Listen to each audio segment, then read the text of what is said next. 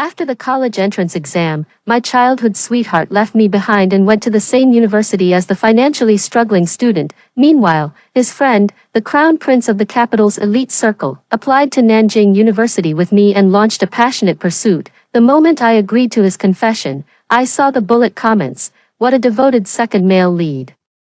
Willing to sacrifice himself to seduce the supporting female character just to ensure the love between the female lead and the male lead. Don't be fooled by how he's indulging the villainess right now. Once she's completely obsessed with him and stops pestering the male lead, he can just dump her without a second thought. Poor villainess, still completely in the dark. Serves her right. Who told her to overstep her bounds? She knows a childhood friend can't compete with a destined lover. Yet she keeps clinging to him, making our precious female lead feel threatened. How shameless to knowingly be the other woman. Are they talking about the villainess? Me, am I? Pitiful. I glanced at Zhou Yanli, who was driving a supercar filled with flowers. He's handsome, rich, has exceptional service awareness, and is even willing to be treated like a dog by me. I'm clearly winning big. Okay, later. The poor student cried and threatened to break up with him. To prove that he hadn't fallen in love with me, Zhou Yanli was extremely agitated and made a phone call, but no one answered, because I had already left him behind, taking all the money he had given me over the years. I boarded a plane to study abroad. Just as I was about to accept Zhou Yanli's confession, a barrage of comments appeared before my eyes. This top-tier rich second generation from the capital. After the college entrance exam, he traveled all the way to Nanjing, just to pursue me. The bankrupt heiress, he drove an Aston Martin filled with roses and stopped right in front of me, on the hand resting on the car window. He wore a Richard Mille watch. Every gesture exudes the scent of money burning. He grinned carelessly. Li Shu, I've liked you for so long. How about giving me a chance? The surroundings erupted in a burst of screams. The barrage is scrolling wildly. Villainous, say yes quickly. Only by being with the devoted second male lead will you stop interfering with our female lead baby and the male lead's sweet romance. How despicable this scheming woman is. Even if you're the male lead's childhood friend, you should understand that childhood friends can't beat the destined one. Why do you keep clinging to the male lead over and over again? How shameless. Vomit. Second male lead. You must play with her feelings mercilessly and dump her when she's most infatuated to teach her a lesson. It would be even better if you could make her neglect her studies and never recover from it. Is that really the case? Then I am even more overjoyed. Taking his bouquet, all right, this is the handsome and wealthy crown prince of the capital's elite circle. Someone I could never have reached in a million years. Yet now, to deceive me, he's stooping to my level.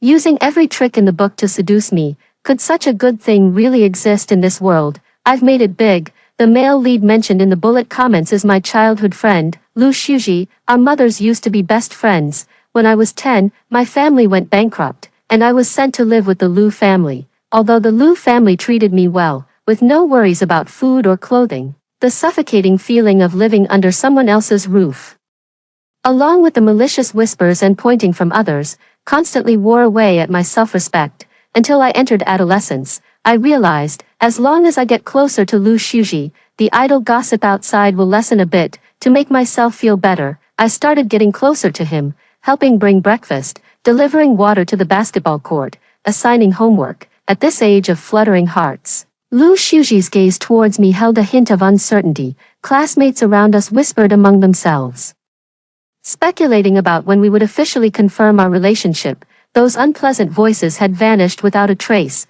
Those who once looked down on me also started to become enthusiastic. Until this year in senior high school, a poor, innocent girl named Shen Xingyue transferred to our class. I became her counterpart, everywhere highlighting her genuine kindness and beauty. Though she was poor, she remained indifferent to fame and fortune, treating money as dirt.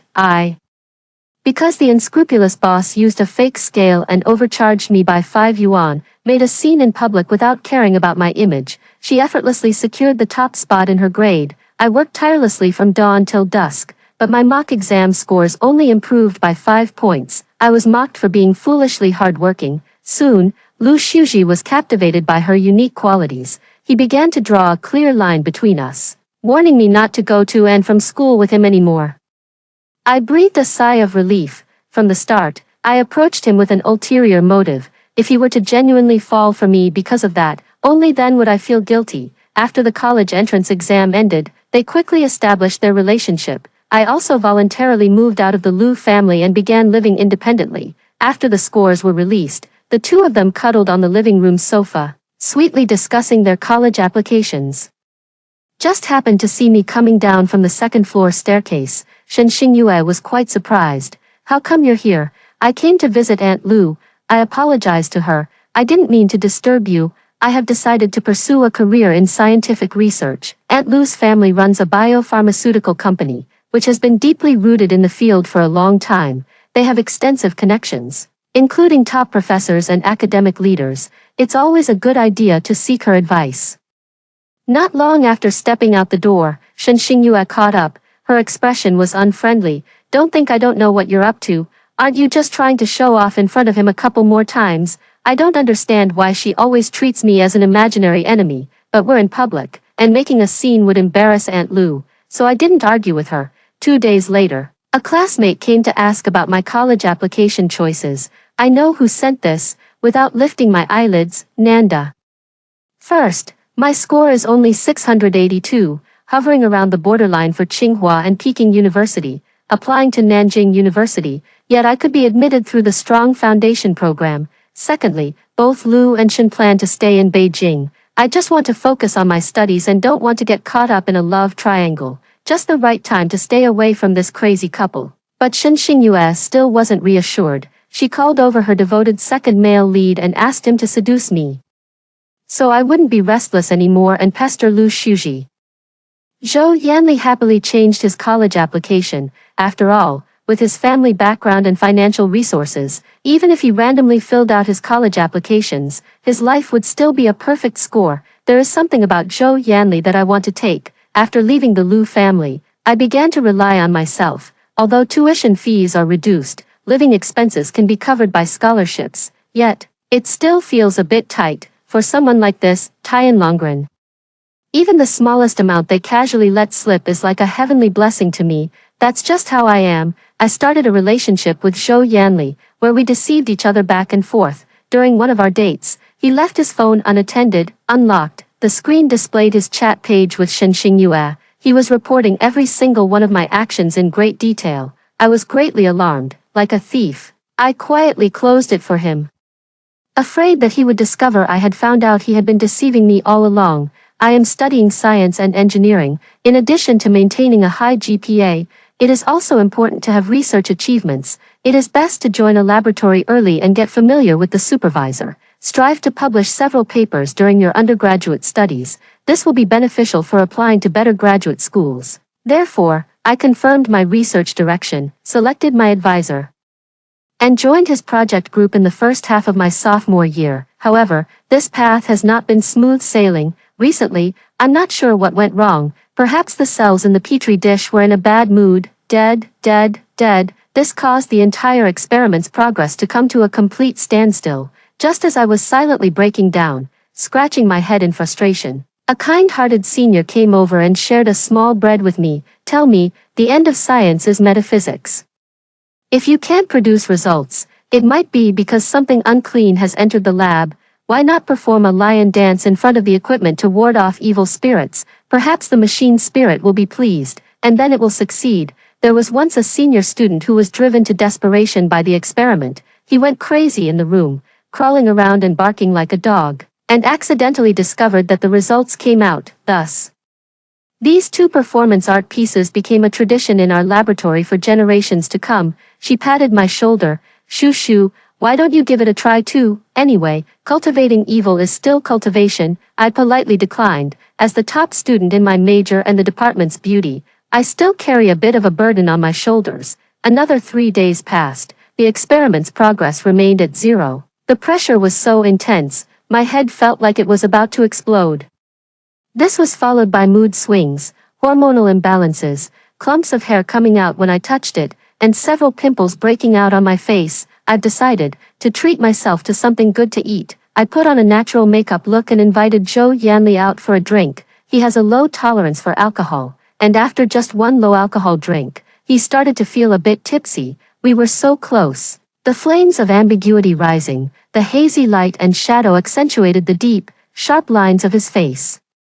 I licked my lips, An inexplicable sense of hunger arose. I said, "Let's not go back tonight, okay?" Zhou Yanli was stunned. He had never thought of taking things to that step with me. He never expected that I would be the one to bring it up. But, who says that in a relationship, the girl has to be the reserved one? I kissed the corner of his lips. My smile deepened. "What's wrong? Aren't we boyfriend and girlfriend?" He has very strict family discipline and is still a virgin, with just a little teasing. He becomes breathless and his heart races. Under the dual stimulation of alcohol and hormones, his ears turn completely red, and the small mole on his Adam's apple slowly moves. All right, the little wolf, tasting meat for the first time, was tireless. An entire box was used up. The next day, I didn't wake up until noon. The experimental pressure isn't that great anymore, and childhood memories don't hurt as much either. Once I start stir-frying, I become fierce and lose myself in the moment. After that, I opened up a whole new world. Men have a short blooming period, so it's best to pick them early. Every time the academic pressure gets too high, I just peel off his skin and have a delicious meal. Zhou Yanli has an amazing physique, six-pack abs, and a narrow waist. His stamina is also top-notch. He has a natural talent for cooking. In the end, this is all thanks to the female lead. When Shen Xingyue and Lu Shuji were flirting, she often went to the basketball court to bring him water.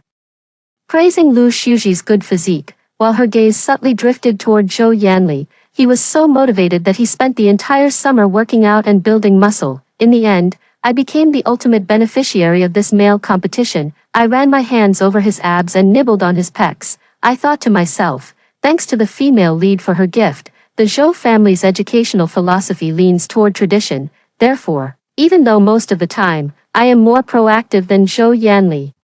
But he also genuinely believes that in such matters, women tend to be at a disadvantage, so he would send me expensive gifts from time to time, crocodile skin bags, luxury watches, high-end jewelry earrings. I never pretend to be shy. I accept them all without hesitation, then resell it and replace it with high-quality fakes. After all, as Zhou Yanli's girlfriend, with the halo of such an identity, even if I use fakes, others will assume they're real. These actions were clearly seen in the bullet comments. They wanted to expose my despicable behavior, only to find that Zhou Yanli couldn't see the bullet comments at all. In a moment of impatience, she could only scold me harshly. How shameless! Come see the ugly face of a gold digger. I rolled my eyes disdainfully. First, Zhou Yanli gave it willingly. In his eyes, these things are just a drop in the bucket. Those who criticize me are just jealous. Second, he approached me with the intention of playing with my feelings from the start, so why didn't anyone criticize him back then? Don't be so infatuated. Okay, since I was young, I have always adhered to one principle in everything I do. If you want to get something, just openly admit it and give it your all to strive for, even if you have to pretend. Make it seem real. For example, if I want to get money from Zhou Yanli, I will diligently provide him with emotional value and coax him into a state of bliss. He says east. I never go west. No checking phones, no questioning schedules. On Zhou Yanli's birthday, I gave him a bracelet. He was a bit disdainful. I wouldn't wear something so cheap. I lowered my eyes, pretending to be sincere. I said, this bracelet is for attracting good marriage luck. They say it's especially effective. I climbed the mountain for a long time to get it, and even had a master personally bless it. He really fell for that. His eyes sparkled with delight, and the corners of his mouth were harder to suppress than an AK. Do you like me that much? All right then. He took off his Vacheron Constantine watch and put on a new one. He would show it off to everyone he met. Another example is that I wanted good grades, so I studied hard and often spent time in the library. Self-discipline and diligence, when acted out long enough, become real. Since starting school, my GPA has consistently been the top in the entire department. I want to publish papers, so I work hard in the lab, building good relationships with my senior lab mates, scoring a few third or fourth author credits. At first, the barrage of comments overwhelmingly criticized me for being pretentious. Now, some people have become my fans. Not to be rude, but is this sister just too obsessed with studying? A beautiful academic genius with a great personality. I'm even starting to think about switching sides to become her career fan. What should I do? To the person above, you need to get a grip and maybe treat yourself to something nice. Time flew by, and in the blink of an eye, it was the first semester of junior year. Everyone began planning for their future paths. Some applied for graduate school admission without exams, while others prepared for the entrance exams. I had made plans to study abroad long ago. I had already prepared my IELTS scores and application materials in advance. The cash value of the gifts Zhou Yanli gave me was more than enough to cover my expenses for a master's degree abroad. One morning after, in the executive suite of a luxury hotel, you can just ring a bell and have breakfast delivered, but Zhou Yanli insisted on cooking himself, bare-chested. He tied on an apron, the scent of a husbandly man wafts over. He fried 2 sunny-side-up eggs and cooked some noodles before coming to wake me up. During breakfast, he casually mentioned, "Shushu, how about we go study abroad together?" I was still a bit groggy. Hearing those words, my whole body felt like it had been jolted by electricity. Didn't he just want to deceive me? I was still fantasizing about Zhou Yanli cruelly breaking up with me putting on a dramatic performance and crying for 3 hours. And him feeling guilty and throwing a large sum of money at me for emotional damages. "How did you start planning our future together? This won't do." I shook my head and told a lie. "The cultural differences between countries are too great. I'm afraid I wouldn't get used to living there. I actually prefer going back to Beijing. After all, we both grew up there. And I've already prepared most of the materials for the postgraduate recommendation to Tsinghua or Peking University." Zhou Yanli thought for a moment. "All right, I'll talk to my family about it. After all, he would eventually take over the family business. It doesn't matter where I go to study, but for double insurance, I decided to play a little dirty trick. I know that all these years, someone has been stalking my various social media platforms, so I blocked all my acquaintances and posted a status update, getting ready to go to the U.S. With my baby for grad school, looking forward to our future life as an international student couple. It worked like a charm. At the end of September, Zhou Yanli successfully secured a spot for graduate studies at Peking University, and I received an offer from MIT, but I lied to him. I gave my roommate 50 yuan to Photoshop a screenshot for me, showing I was accepted into Peking University's graduate program. I sent it to Zhou Yanli. "Great, baby, we can be together again."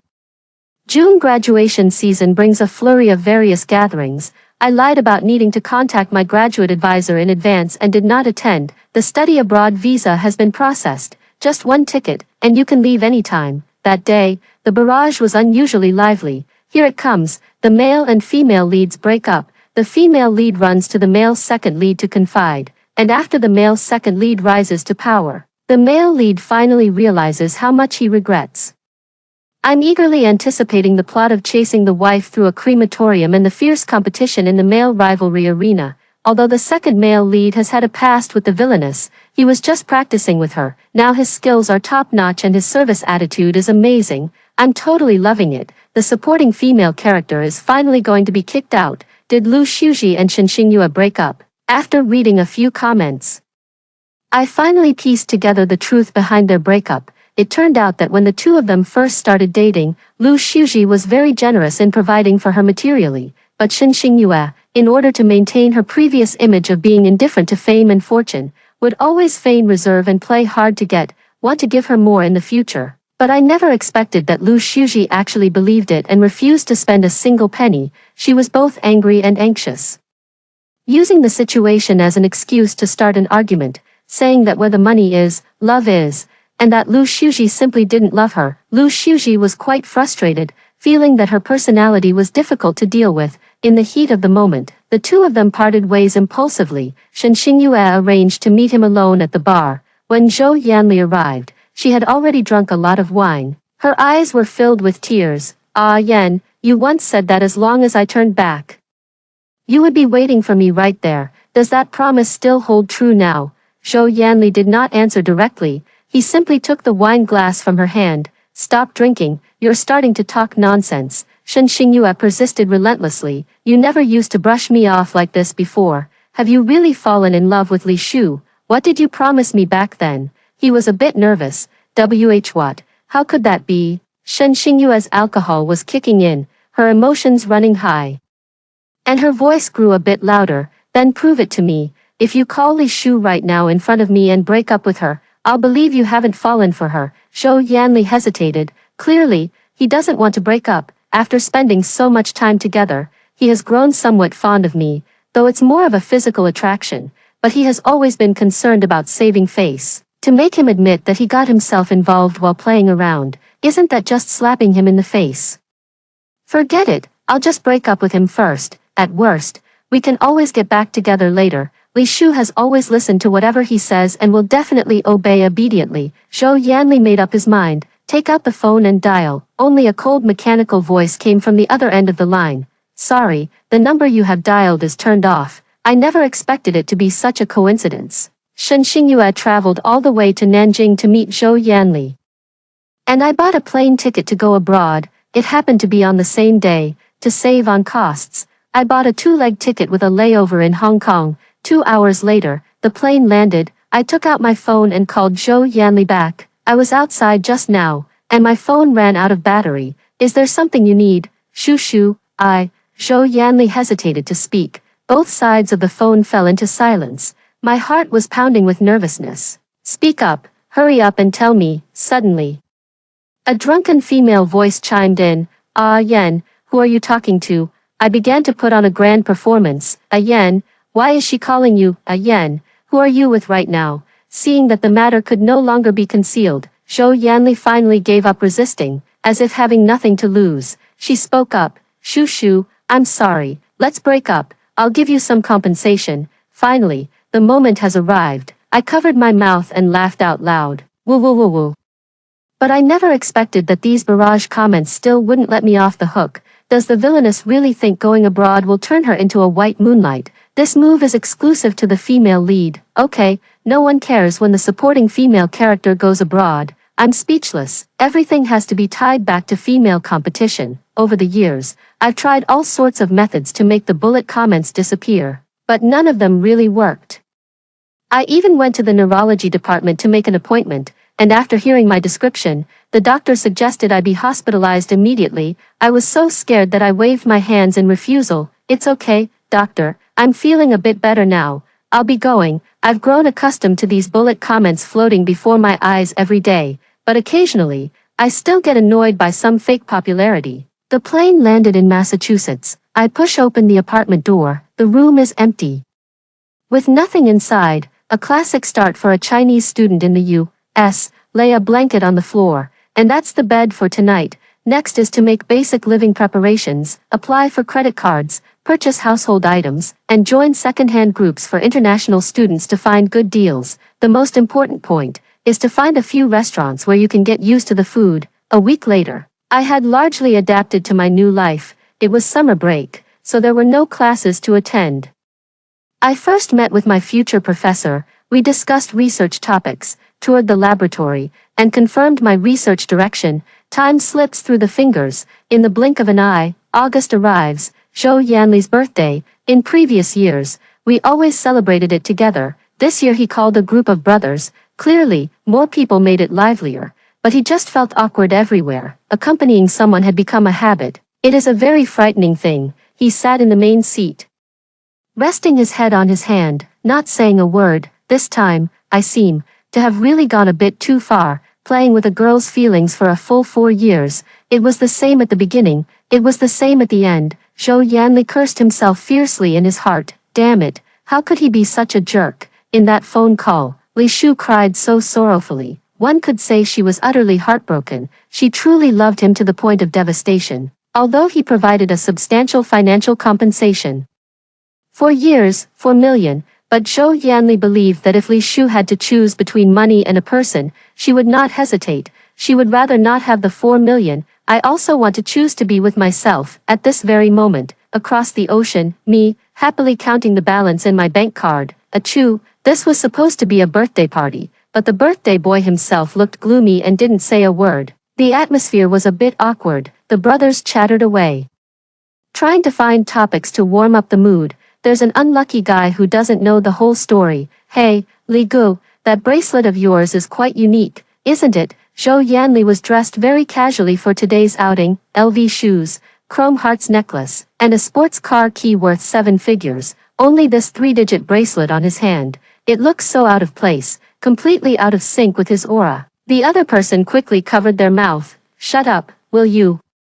This was given by Brother Li's ex-girlfriend. Zhou Yanli felt as if his heart had been pierced by 2 holes. A cold wind seemed to whistle through them. He lowered his head to look. If others hadn't mentioned it, he would have almost forgotten that this was a gift from Li Shu. Just the first thing every morning is to take it out from under the pillow and put it on. It has become muscle memory. The words Li Shu said when she gave it to him once again surfaced in his mind. This bracelet is for managing marriage fate. I climbed the mountain for a long time to pray for it, and even had a master personally bless it. They say it's especially effective. At this thought, he grew restless and agitated. He ran his fingers through his hair and shooed both of them out. Can't I just take it because it looks nice? Get out. Only my roommate and a few friends know about my plans to go abroad. But they all unanimously despise Zhou Yanli's scumbag behavior. So they all cooperated very well in helping me keep it from him. Zhou Yanli sent an apology essay on WeChat. I transferred 9 cents to him. He accepted it, thinking it was a signal that I was willing to reconcile. He pushed his luck and asked if we could meet in person. I came up with a brilliant reply. I'm sorry, you suddenly broke up with me, and it made me sad and upset for a long time. I don't want to see you for now. If there's anything, we can talk about it when school starts. Not a complete rejection, instead, it left him with a glimmer of hope. Because of this sentence, Zhou Yanli's subsequent holiday was filled with immense anxiety. He counted the days, one by one, on his fingers. Finally, the day for graduate school orientation arrived. His business school had registration in the morning. The enrollment procedures for the School of Life Sciences are scheduled for the afternoon. As soon as he collected his materials, he stationed himself at the registration desk of the School of Life Sciences. He waited and waited. From just a few people at the beginning, the line gradually grew into a long queue. Finally, the sun set, and even the staff had all left. Yet, Li Shu's figure was nowhere to be seen. He felt puzzled and disappointed. Just as he was about to leave, a girl hurried over. Hello, classmate. Are you Zhou Yanli? He recognized her. This was Li Shu's undergraduate roommate. Yes, where is she? The girl explained to him, I'm sorry. Shu asked me to bring you something, but with all the enrollment tasks today, I almost forgot. I just remembered now. Zhou Yanli felt a sense of foreboding rising in his heart. The girl took an envelope out of her bag and handed it to him. Opened, it was a postcard stamped with the school emblem. 2 lines of text, flowing and abundant. The handwriting was silent, yet deafening. Zhou Yanli, you can just stay in Beijing by yourself, sis. I'm going to MIT. Today is the orientation day. After the speech, thunderous applause filled the air, and colorful confetti rained down from the ceiling of the auditorium. MIT, the dream school I've always longed for since I was a child. But when I actually stood here, I felt a sense of unreality, as if I were dreaming.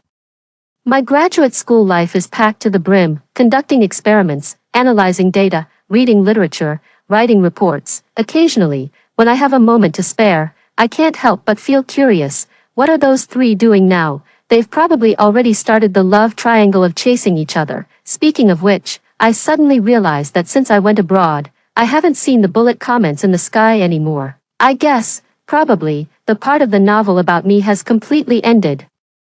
From now on, it's time for me to freely explore the world. Midway through the semester, one day, Zhou Yanli suddenly appeared outside my lab. My professor is quite famous in academic circles and hasn't taken on any students for many years. As his special exception, a little inquiry would reveal this. He said, Shu, I miss you so much. In the past when we were in a relationship, I always went along with everything he wanted. This time when we met again, it was his gaze that seemed a bit cautious when looking at me. I have so much I want to say to you. Can you give me another chance? Before coming, he had deliberately groomed himself. His shirt was ironed without a single wrinkle, and beneath the uniform straps, his ample chest muscles were almost bursting out. He didn't look like he was here for a conversation. He was here to seduce. I think. The pressure from recent experiments does seem a bit overwhelming. I slipped the apartment keycard into the pocket on his chest. I still have an experimental review to write. Tonight, it depends on your performance. Zhou Yanli returned to my apartment. The room is neat and minimalist, apart from essential appliances and daily necessities. There was almost no decoration. During this afternoon while I was waiting for my turn, he went to a nearby mall and decorated the room nicely. Roses, scents, candles. When I went back, I thought I had entered the wrong room. Just as I was about to step out to check the room number, a hand pulled me inside. The light and shadow were hazy, casting 2 figures on the wall. He asked, Shoo shoo, is this okay? I wrapped my arms around his neck, the next second, kisses came down like a storm. This meal was thoroughly satisfying. Early the next morning, I patted his head as if petting a dog. I praised him, you're very good and well behaved. Zhou Yanli's face flushed slightly. After we broke up, I haven't been with anyone else. I'm still clean. I know, I can feel it. You've saved up quite a lot. Then, shall we, not getting back together? I flatly refused. He was both anxious and embarrassed. But last night I am completely at ease. You enjoyed it too, didn't you? But you clearly hinted to me that I still had a chance. He got dressed and got out of bed, opened his phone, and scrolled through the previous chat history. 9 cents. Aren't you implying that we can be together for a long, long time? What? I was utterly shocked. Then I carefully recalled, oh, you mean this? What I meant at the time was, your apology is worthless. Zhou Yanli was about to jump up. He was eager to prove himself and found another piece of evidence. The bracelet. Right, the bracelet you gave me. You said it was for love and marriage, and I wore it every day, reluctant to take it off. I fell into silence once again. Actually, the bracelet wasn't specifically sought for him. Jingyin Temple is located at the mountaintop. Legend has it that as long as one's heart is sincere enough, climbing to the mountaintop on foot will make their wishes come true. Seeking a marriage partner is like this. Seeking academic success is also like this. During the period of waiting for admission results after applying to schools, I inevitably felt anxious. Finally, one early morning, with the help of a hiking pole, I trekked to the mountaintop. In the center of the main hall, the divine Buddha remained silent, with compassionate eyes and brows. I clasped my hands together and knelt silently in prayer for a long time. On a nearby table, a divination stick container was placed. The master asked, would you like to draw a fortune stick? I picked it up, hesitated for a moment, then slowly put it down. I smiled with relief. No, thank you. During my 3 years in university, I have already given my best effort. The rest, I leave to fate. No need to worry too much. There is a cultural and creative shop outside the temple where you can take a temporary rest. I ordered a cold drink and casually bought a bracelet for Zhou Yanli, but I didn't know that the god of fate was quietly smiling at me. Just as I turned to leave, a strong gust of wind blew in from outside. Snap, the divination stick holder was knocked over. A bamboo stick fell to the ground. The best fortune. After that, I had an honest conversation with Zhou Yanli. I said that I actually didn't blame him at all. From the very beginning, I knew he was lying to me, so over these 4 years, I haven't suffered any real losses. On the contrary, I've gained a lot from him. MIT is very expensive, often referred to as a tuition assassin. My family went bankrupt long ago, and I was only able to complete my high school education with the support of the Liu family. Without Zhou Yanli, I might not have pursued graduate studies. Nor would I be standing in the position I am today. In addition, there is one more thing. His cooking skills are truly exceptional. I feel like I've hit the jackpot. Zhou Yanli was a bit upset after hearing this. I comforted him. All right, even though we can't go back to being in a relationship, at least we can still be. Before the words could be finished, he suddenly broke down and shouted, you can't. I'm a very traditional person. You can't treat me like this. My silence was deafening. Actually, I want to say, we can still be friends. I have no idea how he came up with that idea. In that case, a mischievous thought suddenly crossed my mind. I tentatively began to speak. Just say it. Are you willing or not? He suddenly became hesitant again. You have to give me time to think it over. Returning home for winter break, on the 5th day of the Lunar New Year, Aunt Lu invited me to her home for a meal. Before the family banquet began, she asked me if there was anyone of the opposite sex I was interested in. I answered honestly, no. I still prefer to focus on my studies and pursue a master's and doctoral degree single-mindedly, building a beautiful motherland. Lu Shuji didn't enjoy this dinner very much. He just picked at his food a few times, then he said he was full.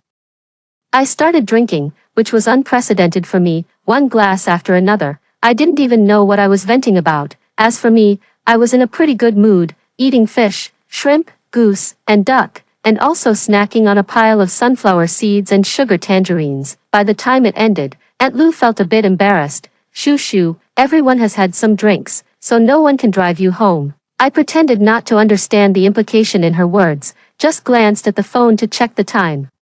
It's okay, Auntie, the subway station isn't closed yet. I'll walk there later. It'll help with digestion after the meal. Seeing this, she didn't try to keep me any longer. She called Lu Shuji over, saying it was unsafe at night. She asked him to walk her part of the way. The cold wind howled, and the snow on the ground reflected the moonlight, brightening the night a little. We walked side by side in silence. In the end, he was the first to speak. Shoo shoo. It's been so many years since we last met. Don't you have anything you want to say to me?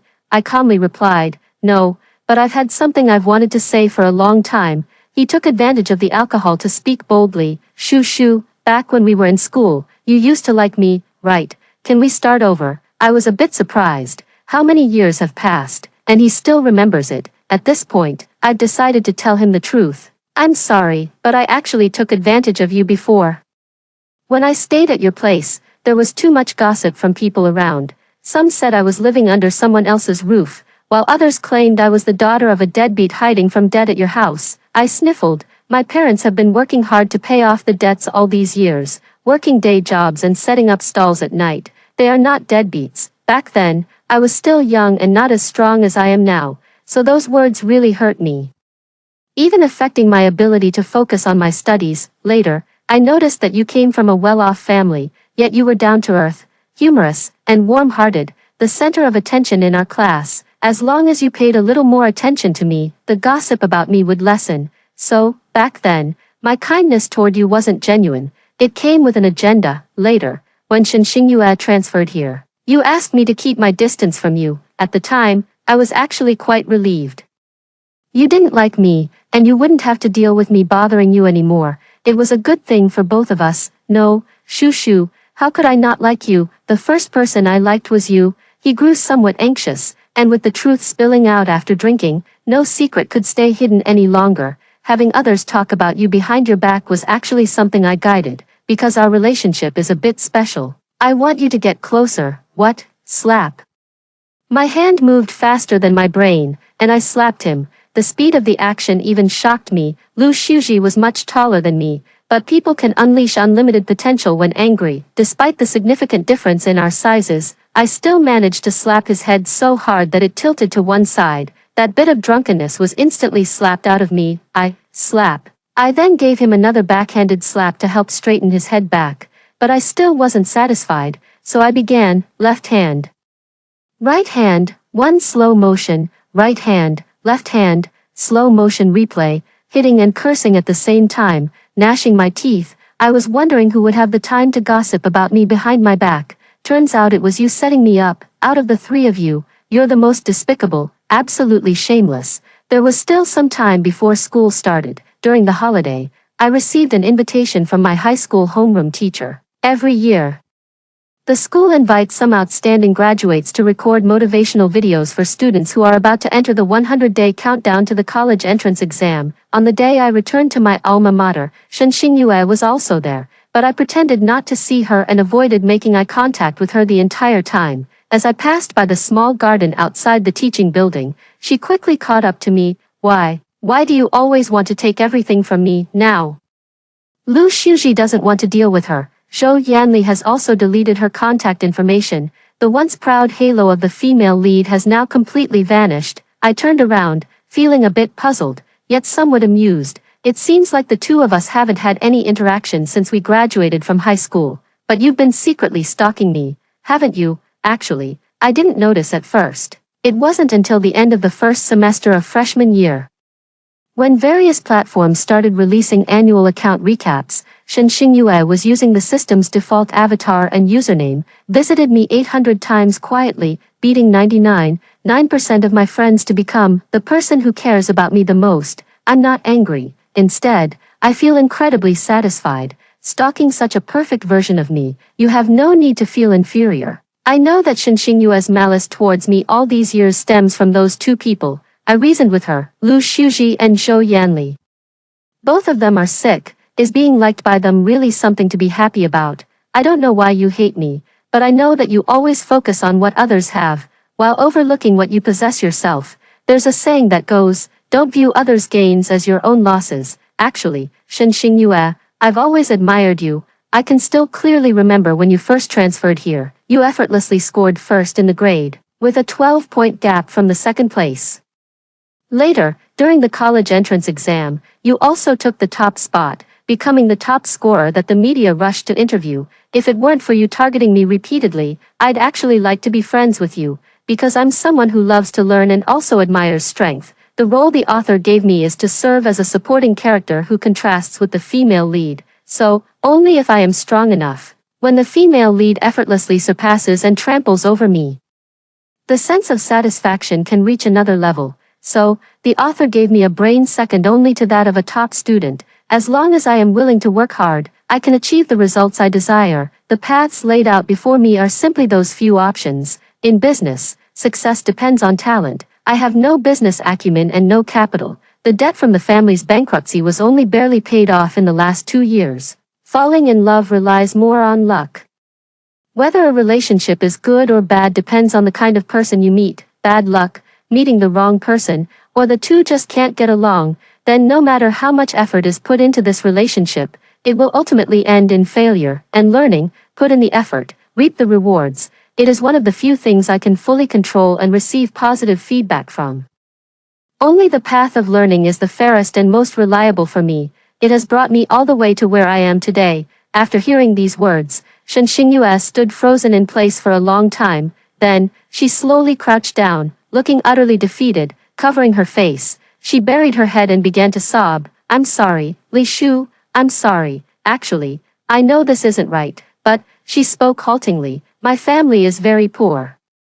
And I was only admitted to the elite high school as an exception because of my outstanding grades. I know that Lu Xiuji and Zhou Yanli are probably the highest quality men I'll ever meet in my life. Only by firmly seizing the opportunity can I possibly achieve a class leap. That's why I worry that you might take them both away from me. I sighed. To be honest, being treated as an imaginary rival and targeted by her for so many years has been quite frustrating, but I have a soft heart. I can't stand to see someone cry in front of me, especially when it's a girl crying. I patted her shoulder to comfort her. You were the top scorer in the college entrance exam and an outstanding graduate of Tsinghua University. How could you have such thoughts? Your talent and achievements are beyond what most people can ever reach. Why not focus your energy on the right things and make the most of your strengths? I took her by the arm and stood up. All right, it's freezing out here. Let's not stay in the cold wind any longer. Take it to a nearby drink shop, ordered a cup of hot blood glutinous rice milk tea. Without me having to go through a lot of trouble, Shen Xingyue finally listened. She set her directions straight and began to work hard on her career. At a young age, she became an executive at a major company. Later, she bought a small home in Beijing on her own. Every night, she could look out the window and see the brightly lit CBD. She said, "Thank you, Shu Shu. I never realized how narrow-minded I used to be. You're absolutely right. If you want something, you have to fight for it yourself. We all have a bright future ahead of us." Another message from Zhou Yanli popped up on my phone. He majored in business management, and his course load wasn't particularly heavy. Plus, he had taken various business and finance introductory classes since childhood. This made him even more adept, so, he had a lot of free time. He sends me messages on WeChat whenever he has nothing to do. Sometimes it's his travel photos, sometimes it's a song. I'm as busy as a dog and have never opened them. But today, the content is a bit different. I've made up my mind about what you mentioned last time. Are you busy with your experiments lately? When are you free? I can come find you anytime. She also sent a cute puppy emoji, nervous, yet hopeful. I held my forehead, still thinking about that sentence. Just kidding, silly child. Due to outstanding performance, I applied for a PhD early in my second year of graduate school. 5 years later, I graduated with a PhD. Before returning to China, the professor asked if I needed him to write a recommendation letter to help me secure a job at a research institute. He is a top figure in the industry with extensive connections. As his student, with his strong recommendation, I could obtain a green card and apply for immigration as long as I stayed to work. The future is so bright I can't sleep, but I still declined. There are 2 reasons. First, all my family and relatives are in China. Secondly, I really can't get used to Western food. I accepted an offer from a 985 university. I conduct research while also working on my professional title evaluation, lecturer, associate professor, professor. I will climb up step by step. The moment the plane landed, the long missing bullet comments appeared once again. This time, no one criticized me anymore.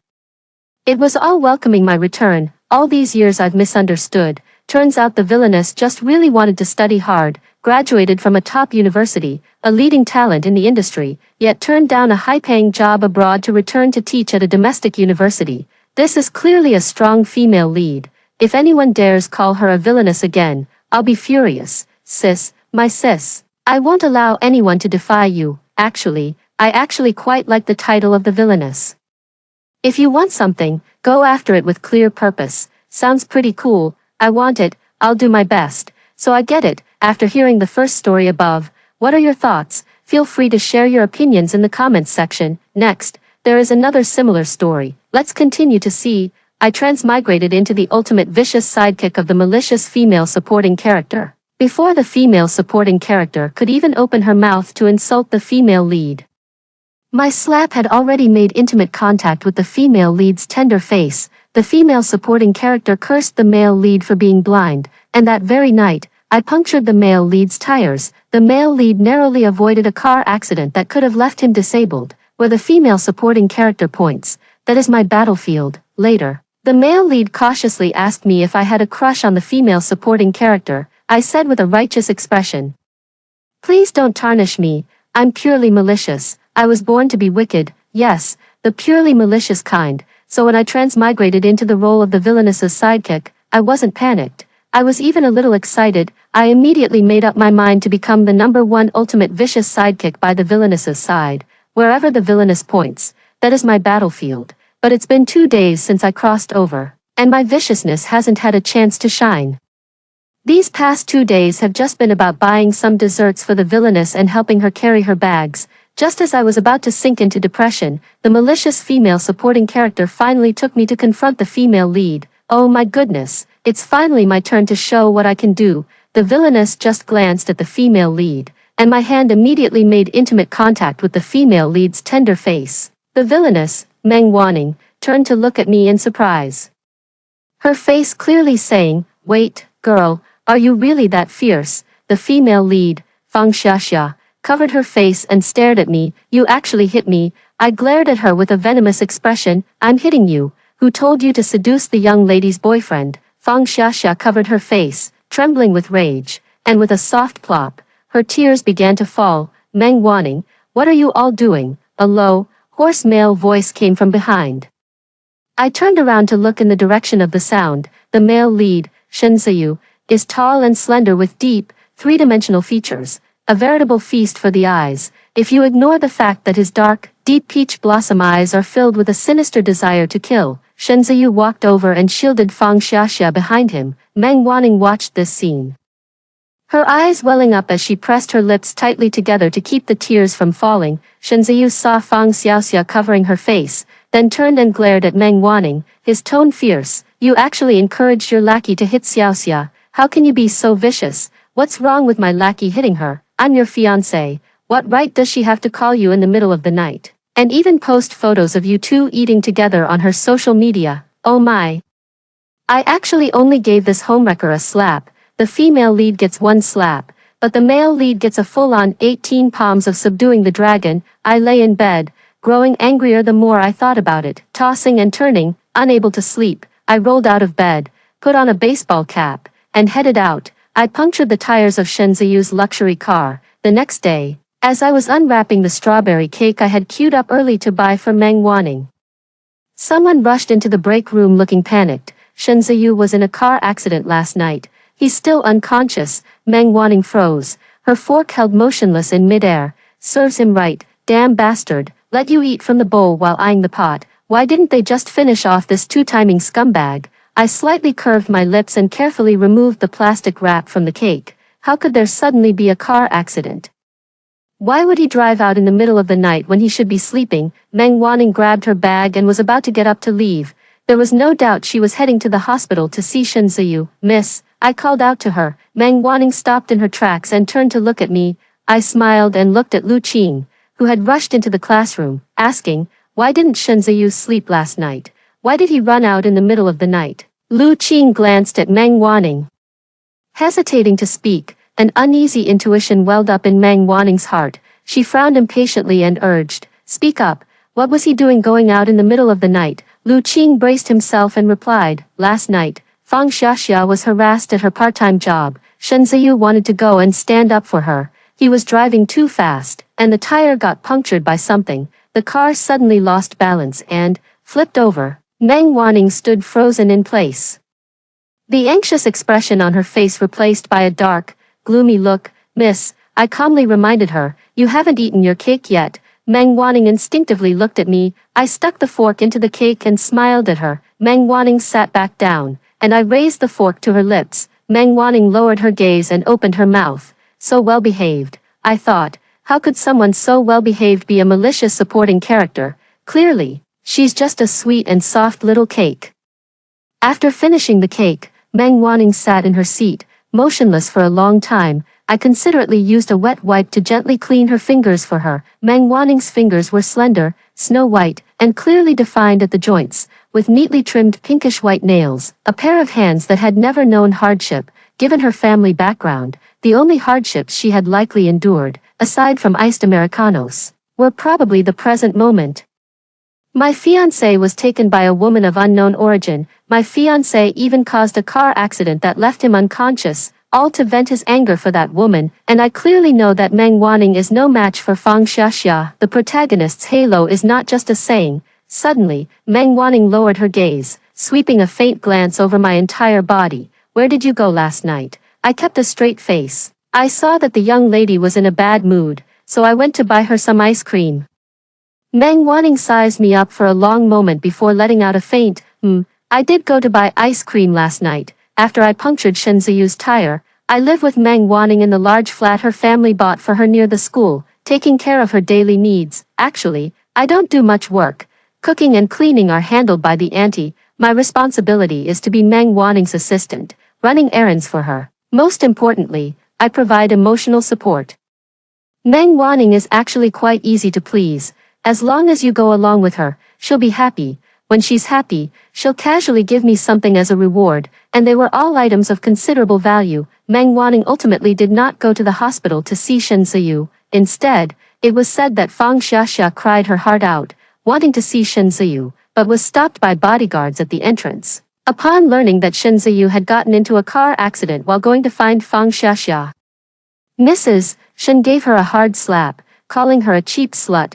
Knowing his son has a fiancé yet still shamelessly trying to seduce him, Meng Wanning sat on the sofa listening to the news, her upturned eyes reddening in the dim light, a layer of mist forming in their depths. She had a pair of affectionate eyes, and the fragile aura she exuded added a delicate charm and a fragile beauty to her. With such a face, aside from the protagonist's halo, I couldn't think of any other reason why Shen Ziyu wouldn't choose Meng Wanning. Unfortunately, Shen Ziyu woke up. Even more unfortunate, Shen Ziyu suffered a brain injury and lost his memory. He forgot about Fang Xiaxia, only remembering that he had just gotten engaged to Meng Wanning. He insisted on seeing Meng Wanning. I shouldn't have just punctured his tire. I should have planted a bomb on his car and blown that bastard to pieces. Meng Wanning pushed open the door to the hospital room.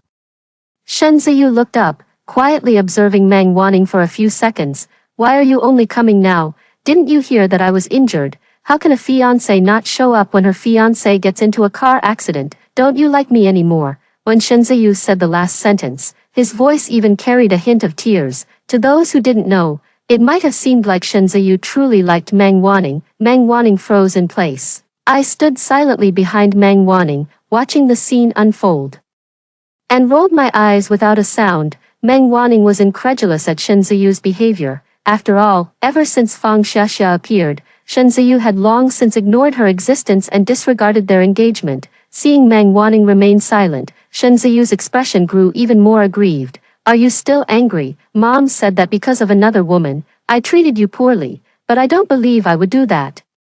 We grew up together and just got engaged. How could I possibly hurt you for another woman? Meng Wanning curled her lips into a mocking smile. We've been engaged for a year now. This time, it was Shen Ziyu's turn to be stunned. You don't believe you would hurt me for another woman? Meng Wanning sneered and retorted. Has no one told you? The reason you ended up like this is because you went out in the middle of the night to defend that other woman you mentioned. Shen Ziyu still tried to explain. No, that can't be. How is that possible? Meng Wanning's eyes reddened. But she held back her tears. Shen Ziyu, you will regain your memory sooner or later. If I don't make things clear to you now, you'll surely accuse me later, saying I took advantage of the situation and ruined the pure love between you and Fang Xiaxia. You should go find your Fang Xiaxia. With that, Meng Wanning turned and left. As I watched her turn away, the tears I had been holding back silently fell. Meng Wanning, Shen Ziyu shouted her name, rolling out of bed to chase after her. But he forgot that his legs were still unsteady. He fell hard to the floor. I walked forward, looking down at his disheveled state from above. You haven't lost your memory. I said it with certainty, without a hint of doubt. Shen Ziyu looked up at me, his dark eyes filled with gloom, his brows heavy with melancholy. The hospital room was eerily quiet, the air seeming to freeze inch by inch. There was no room left to breathe. Shen Ziyu tried to stand up, but his injured leg made it impossible. We remained in that position, him collapsed on the floor, me looking down at him from above. He asked me, "How did you know?" I let out a short laugh. "Your acting is terrible. Only a naive, innocent girl like the young lady would believe you. The kind of person I despise the most is someone like Shen Ziyu, who is never satisfied with what they have and always wants more. Those who trample on the sincerity of others deserve to go to hell." I lowered my gaze and glanced at him, analyzing with disdain. "I think you're pretending to have amnesia to win back the young lady's heart, and your mother won't go after Fang Xiaxia anymore. You want to protect Fang Xiaxia, but at the expense of my young lady," I sneered. "Where in this world is there such a good deal?" Shen Ziyu looked up at me, his eyes dark and unfathomable. "So, are you going to expose me? Do you think they'll believe me, or a little follower like you, wagging your tail and begging for scraps behind Meng Wanning?" I leaned in slightly, bringing my face close to Shen Ziyu's, a mocking smile curling at the corner of my lips. "Hasn't anyone ever told you that there are watches in this world with recording functions?" Shen Ziyu's eyes turned icy upon hearing this. I raised my wrist and waved the watch in front of his eyes, smiling provocatively. Shen Ziyu's face darkened, and he gritted his back teeth, saying, "How could someone like you be by Meng Wanning's side? I really underestimated you." I graciously accepted Shen Ziyu's praise, and before leaving, I didn't forget to kick his injured spot. I told Meng Wanning that Shen Ziyu's amnesia was fake. Meng Wanning lowered her gaze and thought for a long time before calmly saying, "I had a feeling Shen Ziyu really likes Fang Xiaxia." Her voice choked up a bit, so I stood up and hugged her. The young lady was completely heartbroken and needed a shoulder to lean on. Fortunately, I had shoulder pads on. "My broad Pacific shoulders will bring comfort to the young lady." Meng Wanning declined Mrs. Shen's invitation and stated that she would no longer have any relationship with Shen Ziyu in the future. I am genuinely happy for the young lady. The young lady remains immersed in the shadow of her heartbreak, just like the young ladies in domineering CEO novels. Meng Wanning likes to vent her unhappiness through shopping. I became her bag-carrying assistant. But suddenly, Meng Wanning wanted to play a real-life dress-up game, and I helplessly went from being her bag-carrying assistant to her real-life doll. I came out of the fitting room wearing the white dress Meng Wanning had picked out, and a flash of amazement appeared in her eyes. She was quite satisfied with her own taste. "You should wear more clothes like this in your daily life. They suit you very well." "It really does suit me, but the price doesn't suit me. A dress costs 38,000. If I buy this dress, I won't be able to afford meat for the rest of the year." Meng Wanning probably noticed my hesitation and waved her hand generously. "Use my card." She leaned close to my ear and whispered, "Don't act so poor when you're out with me. Do you really think I'd let you pay?" Meng Wanning's sweet, cloying scent drifted into my nostrils, and I took it in with an epic, full-lung inhale. "I want to be the young lady's little sidekick for life. Whoever dares to compete with me, I'll take them down." Meng Wanning had me wear that dress to continue shopping with her. She said she wanted to buy me a pair of shoes, as my sneakers didn't match my white dress. Neither of us expected the shoe store clerk to be Fang Xiaxia. Now, Shen Ziyu is pretending to have amnesia to protect her, so he definitely can't give her an allowance anymore, which is why she has to work. Meng Wanning wanted to leave, but I didn't. I pointed to a pair of light white high heels and said to Fang Xiaxia, "I want that pair. Help me try them on." The staff at luxury stores kneeled down to help customers try on shoes, and Fang Xiaxia clearly didn't want to serve me. Meng Wanning didn't say anything, just frowned slightly and sat down beside me. She whispered to me, "What do you want to do?" I didn't say anything, just quietly looked at Fang Xiaxia. "What can I do? I just want to help the young lady vent her anger, that's all." Why should my young lady be used by these two main characters? Fang Xiaxia, under the store manager's urging, reluctantly brought the shoes over. I looked at her with a hint of threat in my voice and said, "Aren't you going to help me put on the shoes? Didn't you attend the staff training?" She glanced at Meng Wanning for help, but Meng Wanning averted her gaze. Fang Xiaxia had no choice but to kneel on the ground, ready to help me change my shoes. Before her hand could even touch my shoes, she was suddenly pulled up from the ground. A familiar male voice came from above. "What are you doing?" Meng Wanning and I both looked up at the same time. Shen Ziyu was staring at us with a dark expression. Fang Xiaxia, as if she had found a lifeline, threw herself into Shen Ziyu's arms and began to sob. Shen Ziyu's voice was low and deep. "What are you doing?" I looked directly into his eyes without flinching, and just as I was about to answer, Meng Wanning stepped in front of me. What else could it be? I wanted to buy a pair of shoes for my friend. Fang Xiaxia is the salesperson, and she's just doing her job. Meng Wanning's voice was calm, and there was no longer any affection in her eyes as she looked at Shen Ziyu. Shen Ziyu stared at her and scoffed lowly. "Is this your way of humiliating someone? So clumsy." Just as I was about to stand up and give Shen Ziyu a hard slap to show him why flowers are so red, Meng Wanning stepped in front of me. "Humiliation? I'm a customer. She's a staff member. She's doing her job. What am I humiliating her about? Did I force her to work here? If she feels this kind of work is humiliating, then why did she come here to work in the first place? Or does she think that changing shoes for others is part of her job? But changing shoes for my friend is an insult. Didn't you learn in school that all professions are equal? Have you forgotten that?" With every word Meng Wanning spoke, Shen Ziyu's frown deepened. Fang Xiaxia, nestled in Shen Ziyu's arms, listened to Meng Wanning's relentless questioning and even forgot to sob. Meng Wanning looked at Fang Xiaxia with disdain in her eyes. "If you want to earn money with dignity, you shouldn't have taken this job." She took a deep breath, pointed at the surveillance camera, and said to Shen Ziyu, "I know that no matter what I say, you won't believe me. You'll only think I bullied your sweetheart, but I really didn't. If you don't believe me, you can check the surveillance footage. I used to really like you, but now I just want to stay as far away from you and your sweetheart as possible." Under Shen Ziyu's astonished gaze, Meng Wanning pulled me out of the shoe store. I looked at Meng Wanning, and the pride in my eyes was almost overflowing. "This is my proud young lady." I didn't expect that as soon as I turned the corner, Meng Wanning would be squatting on the ground crying. I spoke too soon. I comforted Meng Wanning for quite a while before she finally stopped crying. She wiped away her tears, her eyes filled with determination. "Let's go, we'll try another mall." I didn't even dare to complain and followed Meng Wanning to a different mall. Soon after, the resentment in my eyes was replaced by joy. Whenever I glanced at something for a moment longer, my young lady would promptly take out her black card and utter those two words that captivate countless hearts. "Charge it." Swish, swish, swish, swiping until I'm tired. Wait, how could I ever get tired? All I see is admiration for the young lady's financial power. My young lady is truly formidable. Meng Wanning gradually emerged from the shadow of her heartbreak. Lying in bed, I wondered if life had been a bit too comfortable lately. I can't shake the feeling that life is brewing something big for me.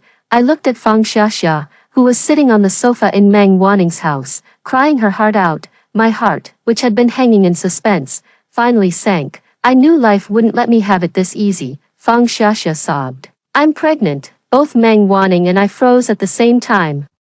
I suddenly remembered that in the novel, Fang Xiaxia's first child would miscarry and couldn't be saved at all. My first reaction was, the Empress Dowager pushed Lady Shi. I was terrified that she might have the chance to blame the loss of this child on Meng Wanning. Looking at her, I said coldly, "Whoever got you pregnant, go find them. Why are you telling us about it? Is it something to be proud of to steal someone else's fiancé and then get pregnant before marriage?"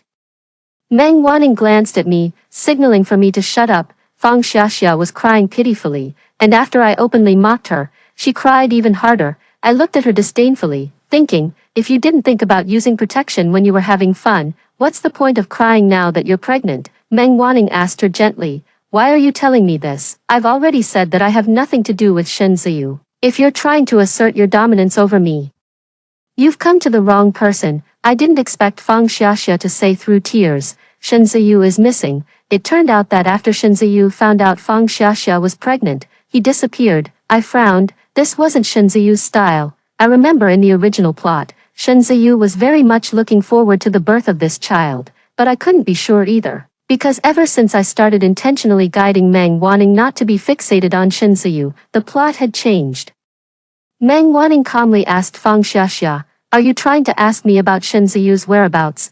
Fang Xiaxia said with a sob in her voice, "I think Shinzayu must have been locked up at home by his mother. Mrs. Shin really likes you. Could you help me make a call and ask?" I saw that Meng wanting seemed hesitant, as if she wanted to agree. I was the first to object.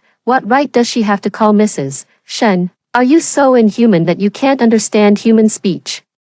How many times has my young lady said she wants nothing more to do with Shenziyu or you? How dare you show up here? Let me make it clear to you right now. My young lady will not make that call. Don't even think about it. She looked pleadingly at Meng Wanning, but Meng Wanning didn't respond.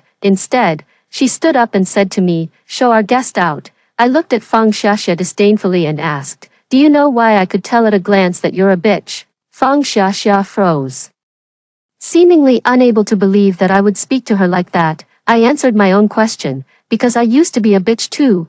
Vicious people can always spot their own kind in a crowd at a glance. Fang Xiaxia knew Shen Ziyu had a fiancé, yet she insisted on getting close, trying to meddle in someone else's relationship, and putting on the innocent victim act like a green tea girl. What else is she if not a cheap woman? If you're a villainess, own it openly. Don't act like a victim the way she does, embarrassing us villainesses. You, Fang Xiaxia looked utterly incredulous. "How dare you speak to me like that?" I sneered. "Why wouldn't I dare speak to you like that? I've even slapped you before. Have you forgotten?" I raised my hand, pretending to slap her. "Do you need a reminder?" After Fang Xiaxia left, Meng Wanning looked at me. She asked, "Between me and Fang Xiaxia, who is better?" Flattery came naturally to me, "Miss. You possess a beauty that could make fish sink and wild geese fall. You are upright and kind-hearted, with a fortune so vast that you couldn't spend it in 5 lifetimes. That Fang Xiaxia is plain-looking and morally lacking. How could she even be compared to you?" Meng Wanning, who had been frowning just moments ago, now felt as if her tail was about to wag with pride. She looked up at me and chuckled softly. "Why do I enjoy listening to you so much?" I continued to flatter her. "Because everything I say is the truth. Someone as upright, brave, and well-read as you, miss, naturally loves hearing the truth the most." Meng Wanning was delighted by my praise. She asked, "Didn't you get your driver's license last month?" I nodded. "Got it." Meng Wanning glanced down at her newly done manicure and said without looking up, "Go pick out a car. I'll buy it for you. Any car under $1 million. You can choose whatever you like." Is this really a young lady? This is my savior. My parents would never just buy me a car worth $1 million. I really hit the jackpot. This is why emperors often prefer treacherous officials. Loyal ones get their families executed or exiled, while the treacherous ones gain power. I will follow the young lady for all eternity, becoming her most loyal dog. If anyone dares to speak ill of my young lady again, I'll blow up their entire family. I have always been a cunning villain with a sharp mind. I know that as long as I can win over Meng Wanning and make her dependent on me, the power she holds will shield my malicious deeds. Only those who have experienced the protection of power know how exhilarating it truly feels. That night, I had a very long dream. I dreamt of my past life. I dreamed of the time before I died. I dreamed of that man again, the man who ruined my life. He picked me out from a group of orphans, signed the adoption papers, and took me home. He said there was a calm madness in my eyes. He said I would become a figure who would shake the world. He taught me to kill, to make poisons, to build bombs, to craft weapons that could harm people. I learned calmly, never resisting. I was serious when I said we should plant a bomb in Shinziyu's car, because I really know how to make bombs.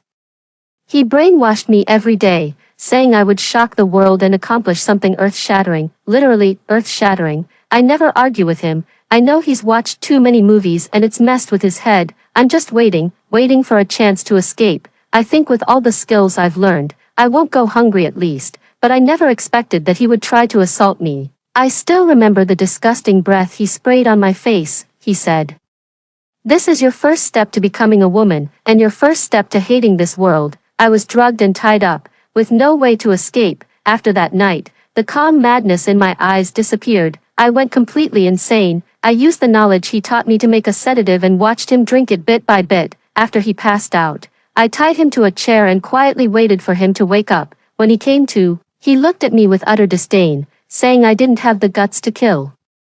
I didn't bother with him, just stood up, silently looked at him for a few seconds, slightly curled my lips, and said softly, "Guess how I became an orphan?" I walked out of the house under his terrified gaze and detonated the bomb. I didn't turn back, because a real woman never looks back at an explosion. He taught me a lot of counter-surveillance skills, so I disappeared and went into seclusion. I kept watching the news on TV reporting that explosion incident, with people portraying me as a villain, a sociopathic bad person. Some even started analyzing me, dissecting my childhood, my upbringing, and my family background. In truth, none of that has anything to do with it. I'm just purely malicious. Someone hurt me, and I simply fought back in my own way. I was caught by the police while reading a novel on the couch, with a CEO drama still playing on the TV. During my days on the run, I developed a liking for CEO novels and TV dramas.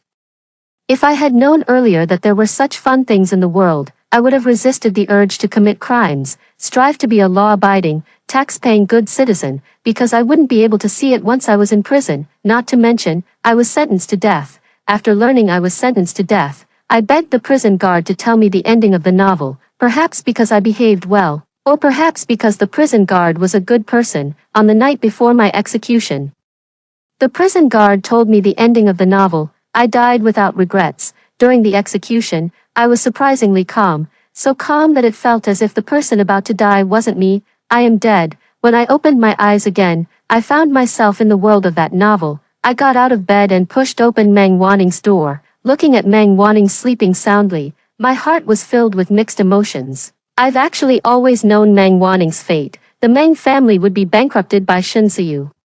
All just to prove his loyalty to Fang Xiaxia. Meng Wanning was someone who always held on to hope in life. After learning about the bankruptcy, she didn't give up on herself. Instead, she became even stronger than before. She comforted her father, saying, "We've just encountered a temporary financial difficulty. We'll overcome it eventually. Believe me, Dad." Meng's father, however, was not so optimistic. He gave up on himself and drank heavily every day. Meng Wanning took on the responsibility and began to care for the family. Fang Xiaxia, however, was not satisfied with this. She always felt that Meng Wanning had stolen those years that belonged to her and Shen Ziyu. She wanted revenge. After experiencing a passionate encounter with Shen Ziyu, she said that only when Meng Wanning fell into a deeper abyss would he believe that Shen Ziyu truly loved her. Someone gave Shen Ziyu an idea. Shen Ziyu followed through with it. He had the debt collectors go after Meng's father, sending them to humiliate him at his doorstep. Meng's father had sailed smoothly through life, never having suffered such humiliation before, and in the end, he jumped from a building. Meng Wanning lost her father, leaving her with a debt she could never repay in this lifetime. Meng Wanning calmly buried her father. Fang Xiaxia appeared at the funeral, her eyes and brows brimming with the triumph of a victor. As she told Meng Wanning everything Shen Ziyu had done, "Actually, I'm quite grateful to you. You've always been the catalyst that heated up the relationship between me and Shen Ziyu." Meng Wanning didn't make a scene. She just quietly looked at Fang Xiaxia, her eyes filled with pity and disdain. She said, "Fang Xiaxia, you're truly pitiful, doing such things for a man. Do you know how many families will lose their source of income if the Meng family goes bankrupt? For the sake of your so-called love, for a man, you're willing to ruin the livelihoods of so many people. Do you really think you can be happy?" Fang Xiaxia felt humiliated by Meng Wanning's words. She narrowed her eyes, and a plan began to form in her mind. On her way home from the night shift, Meng Wanning was violated. She was wearing torn clothes and limped to the police station to report the crime. After leaving the police station, she was hit and thrown into the air by a speeding large truck. Her life ended in the deep of the night. Shen Ziyu stood not far away, watching as she slowly closed her eyes. With blood pooling on the ground, Fang Xiaxia faced no punishment. She and her male lead lived happily ever after. Until the moment I closed my eyes, I couldn't understand why Fang Xiaxia was the female lead, and why Meng Wanning was written as the malicious supporting female character. Who is malicious and who is not? Even someone like me, with an emotionless antisocial personality, can tell the difference. In the end, I realized that the most malicious one is the author. So, after I traveled into this book, I wanted to help Meng Wanning change her fate against all odds. I'm curious to see if I can actually do it. Shen Ziyu was indeed locked up by Mrs. Shen, since Fang Xiaxia couldn't trick Meng Wanning into fighting her battles for her. She had to take matters into her own hands. She rushed to the Shen residence, got into a conflict with Mrs. Shen, and covered her stomach, claiming she was carrying the Shen family's bloodline, but she never expected that Mrs. Shen wouldn't fall for her act. Mrs. Shen sneered, "Do you really think you're carrying a golden treasure? You're just carrying a bastard. How could a shameless woman like you give birth to the Shen family's heir?" Fang Xiaxia couldn't bear such humiliation and ended up in a physical fight with Mrs. Shen. Mrs. Shen, being a dignified woman, had never experienced anything like this before. She was so furious that she fainted. Fang Xiaxia wanted to help Mrs. Shen up, but ended up being pinned underneath her. Fang Xiaxia lost the baby in her womb, and Shen Ziyu nearly went crazy when he found out. Meng Wanning and I heard this gossip while I was making a lemon pie for her. Lately, I've been obsessed with making desserts for Meng Wanning. Meng Wanning also really enjoys eating. After having something sweet, her mood improves a lot. I continued stirring without stopping and asked calmly, "Is Shen Ziyu planning to go down with his mother?" Meng Wanning clicked her tongue and rolled her eyes at me. I kept stirring as if nothing had happened. "What's wrong?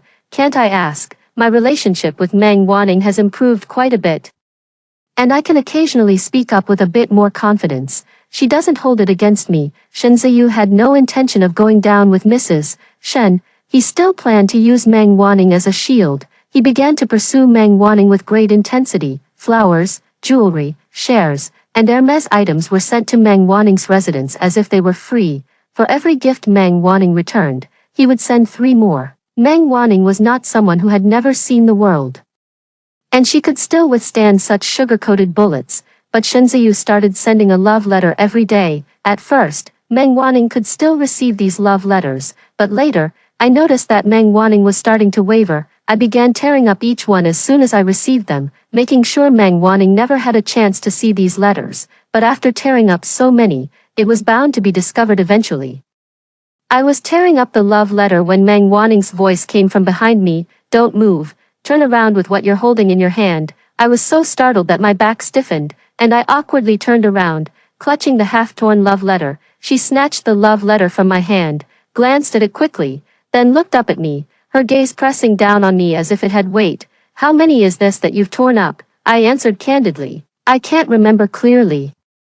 I really can't remember clearly. Who has nothing better to do than count such things? I'm not someone with nothing to do. Every day, I still have to diligently serve the young lady." Meng Wanning looked at me helplessly and sighed. "Actually, even if you didn't do this, I wouldn't have any thoughts about Shen Ziyu anymore." I stared at her and said, "But your eyes have already wavered. They can't lie. That's why I like to look directly into people's eyes, just to discern their emotions." Meng Wanning lowered her gaze, looking quite sad, and said, "I was just curious if Shen Ziyu pursued Fang Xiaxia in the same way." At that time, Meng Wanning choked up for a moment. "He was still my fiancé. Did he pursue Fang Xiaxia in the same way?" I looked at her indifferently. Though my heart ached for her, I still spoke coldly. "Does it really matter?" Meng Wanning raised her eyes to look at me. She didn't say anything, but I knew this matter was very important to her. With a tearful voice, she said, "I truly liked Shen Ziyu. Our relationship was always good. He was the first boy I ever liked. We dated, got engaged, and our families were well matched. Everyone said we were a perfect match made in heaven. I thought we would always be happy, that he and I would always be the couple everyone envied." Shen Ziyu was the secret of her youthful heart. She couldn't understand why her fiancé, who had always been so good to her, would suddenly fall for another girl. He even went so far as to hurt her again and again for that girl. What is there to not understand? Because Shen Ziyu is a scumbag. Only a scumbag would harm innocent people. I walked forward, reached out to wipe away her tears, and asked, "Do you want to ask him yourself?" I tied Shen Ziyu up. I prepared a sedative to knock Shen Ziyu unconscious, but then I overheard him on the phone with Fang Xiaxia. "Darling, I'm pursuing Meng Wanting to protect you. What feelings could I possibly have for her? The only person I love is you, and I will never love anyone else besides you. I know losing the baby is all Meng Wanning's fault. If she had protected you, you wouldn't have clashed with my mom, and the baby wouldn't have been lost. That was our first child, and I will remember whose fault this really is. Damn it, how can he blame my young lady for this? Are these two scumbags out of their minds?" I glanced at the wooden stick lying on the ground and raised an eyebrow with a smile. "I don't think we need knockout drugs anymore. I grabbed the wooden stick from the ground and swung it right at Shen Ziyu's head. Bang! The wooden stick broke. Shen Ziyu also fell down with a thud. When Shen Ziyu woke up, he found himself tied to a chair, struggling hard. I glanced at him and reminded, "Don't struggle. It's useless." He stared at me in disbelief, exclaiming in astonishment, "It's actually you. What do you want?" I impatiently kicked him. "Why are you shouting so loudly? Am I deaf?"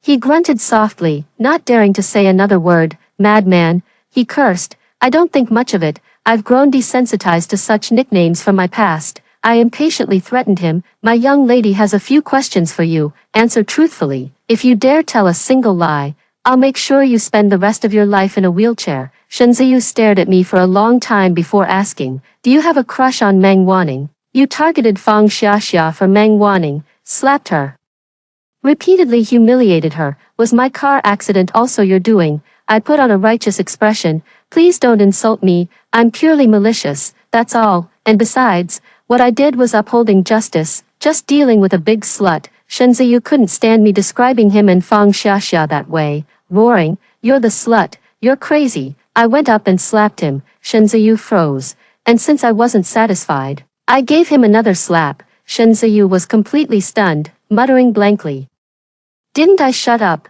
I curled my lips into a smile. "I hit you because I felt like it, whether you shut up or not. I'll call the young lady in now. You'd better answer me obediently." Shen Ziyu still hadn't been beaten into submission. He glared at me angrily and threatened, "Someone will soon notice they can't reach me. The Shen family will come looking for me. This is kidnapping."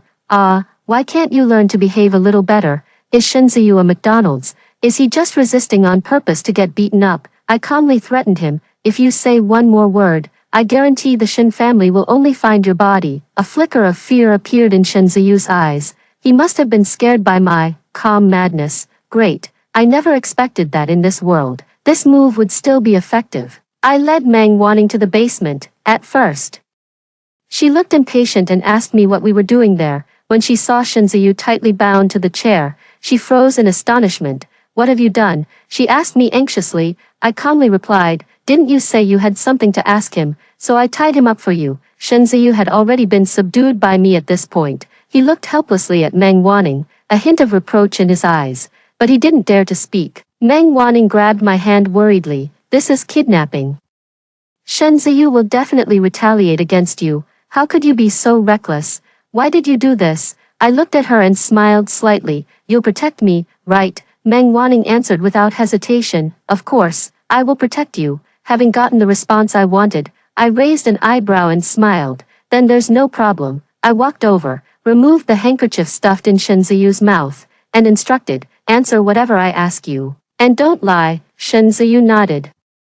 Meng Wanning sighed and slowly walked toward Shen Ziyu. "This situation has left me with no questions to ask. I'll untie you and send you back. I beg you not to hold my friend accountable. She just has a different way of thinking than most people, which is why she did something like this." I stood to the side without refuting, because what Meng Wanning said was true. My way of thinking really is quite different from most people's. I can't get angry just because Meng Wanning told the truth.